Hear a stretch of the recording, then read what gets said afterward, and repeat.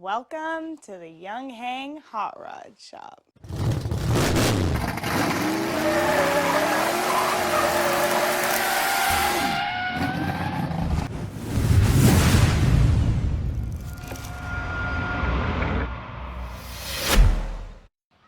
Welcome everybody to this segment of the Yong Heng Hot Rod Shop, where we're going to take a look at what just arrived in this box. Now mind you, I normally hate unboxing videos, but I think for the crowd that's going to watch the Yong Heng Hot Rod Shop, this box holds some really special surprises.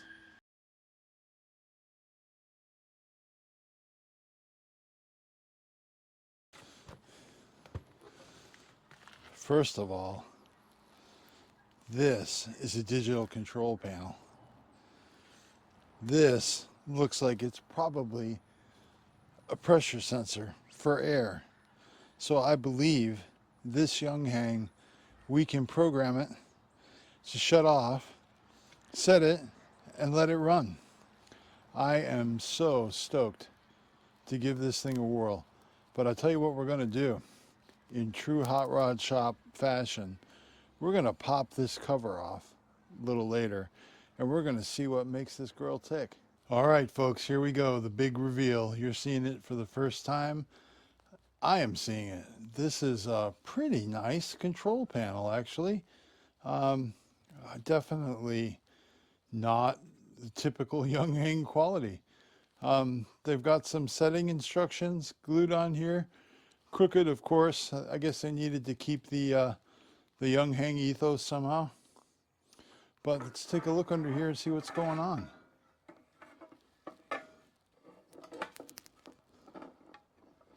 I just unplugged their temperature control or temperature display. Probably going to have to hook that back up because that is important for the controller to still have. This is cute. They use the same cap with the stud on it, except they don't actually hook it up to anything. And it's just kind of flopping around in there with the overload protection enabled. I'm a little surprised. I believe this is the contactor that they use to turn this on and off with. And I have to say it looks awfully small. But who am I to judge? Let's take a look at it and see how it works. Let's get it fired up. But I am so impressed with how they created what I actually originally set out to create when I built my system, which was a completely automated unit. They obviously still want you to use a bucket for cooling, which we're not going to do. But I'm curious to see how this relay holds up and what it's going to take to keep this control system alive. But one thing I will also point out, while I have this cover out, if you can make it out right there, this is a 220 volt unit. They actually contacted me when I ordered it and said, wow, you're in the US, are you sure you want 220 volts? And I said, yes, I do. It's my understanding that when you take a motor that can be wound either way and you wind it for 220 volts, it's actually a lot easier on the motor. There's less current and therefore less heat being lost due to inefficiency through the motor windings. So I'm hopeful that this 220 volt version actually works better. I mean, I'm in a shop, so I have 220 volts on practically every wall out here, so it's not a big deal. But perhaps that might be a good choice if you're kicking breakers off and stuff like that in your house. You might consider going this route. I don't know. Maybe it'll all explode and it won't work at all. But for right now, I am absolutely stoked. I mean, it just wouldn't be a Yong Heng if it didn't have seriously questionable assembly. But man, I'm impressed with this controller.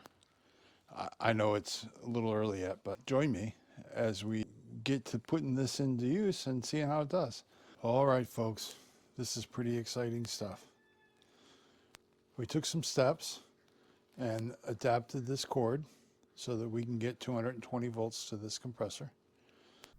So I would have preferred if Yong Heng had just cut the end off this cord and not put a 110 volt cord on a machine wired for 220. But that's what I did. I just cut it off and then put the correct end on there so that it could not be plugged into a 110 volt source, because that would be really bad. Running this on half voltage would probably burn that motor up in short order. Let's get back to the action. First thing we're going to do is turn this on. Look at that beautiful display. Now we're going to reconfigure this right now for units that I'm more familiar with, which are standard units or not metric units. So we're going to set this to PSI and Fahrenheit and whatever else we need to change. So let's go through that process here. Let's follow the directions. Choose the pressure unit. So we press set button for 3 seconds. 1, 2, 3. And then we cycle through. PSI, good. And then enter. Done. And then we press the set button once to set the pressure.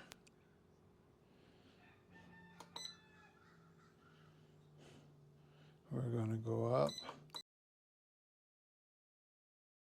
Whoop. A little over the line there. Back down to 4,500.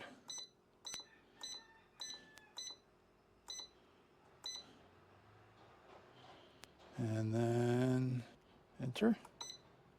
Set button twice to set the temperature. It's already set at 75. We're going to leave that because my system will never let it get that hot.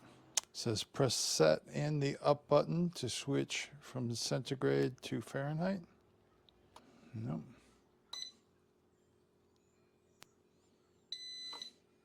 There it is. You got to hold them down. So when you switch that to Fahrenheit, hold down that set and the up button for a few seconds, and then it'll take. Well, we've got PSI. We've got our set pressure to 4,500. We've got our temperature set at 71 degrees C.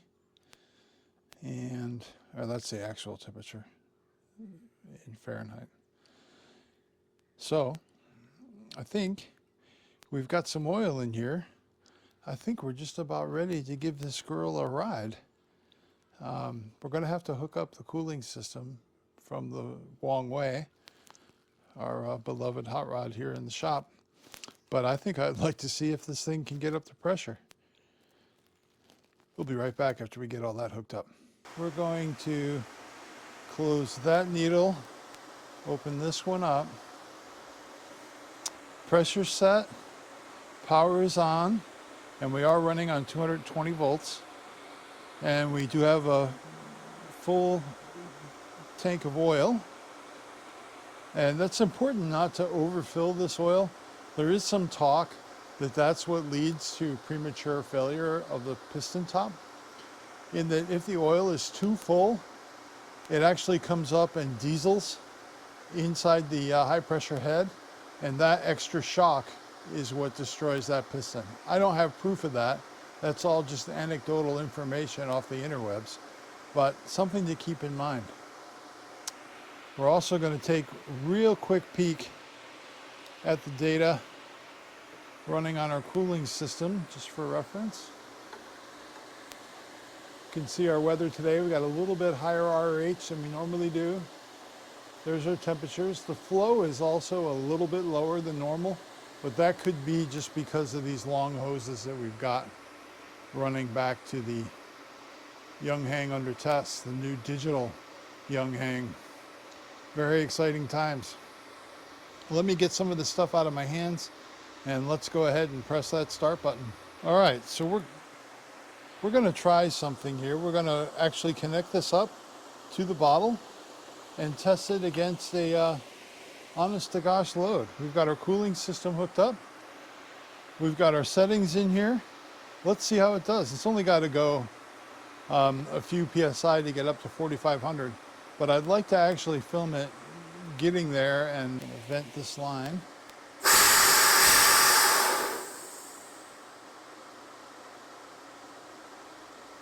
All right, let's try this.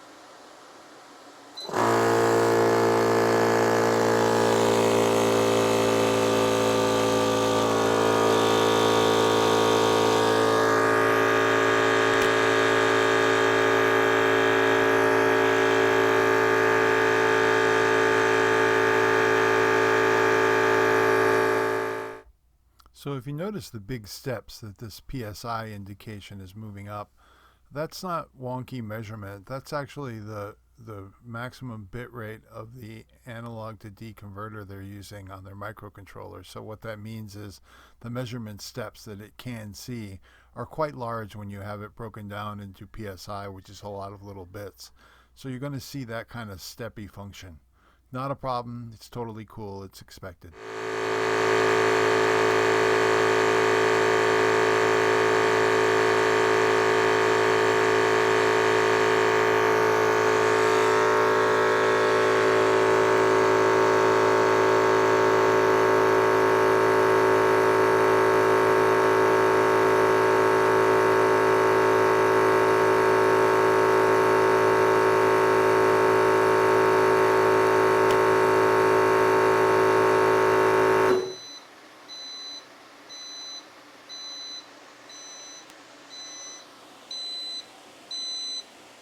Closing the bottle.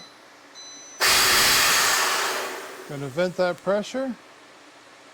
And I have to say, that was quite successful. I'm going to leave the cooling system on, just let it bring that temperature down. But I am really, really happy with how this thing works. I am honestly astonished. Well done, Yang Heng. I know I critique you on a lot of things, but this thing, granted I've only done one fill with it and I have no idea how it's going to last, but I have to say it works really, really well. And I got to say, for the money, it was outstanding value. I don't know what else to say. I experienced no leaks. It went together fine and worked really, really well. But we're going to keep an eye on it as time goes on. We're not going to get rid of the Wong Wei. She's got plenty of things to teach us yet. And eventually, this one will end up in that chassis and be the system I always wanted, which was automated control. So I have to say, it is a big moment for me to have realized this and gotten to the point where this could actually work. Now, whether or not it holds up, I honestly, I don't know. I'm going to watch the oil level. I'm going to change the oil level. I am going to put an hour meter on this guy and see how that does. But for now, this episode of the Yong Heng Hot Rod Shop is a wrap. We're going to switch our focus in the next couple of weeks to getting ready for RMAC. So you probably will see a little lull in the activity here. I'm just not going to have much time to put out YouTube content. I want to bring a bunch of product up there so people can see it, touch it, and heck, maybe even buy it. So do stop by RMAC and check us out. We'd love to meet you. We'd love to talk with you about all things Airguns and crazy cheap Chinese compressors and all that fun stuff. Anyhow, be a light in the darkness, having a spectacular week, and we'll see you all soon. Bye-bye.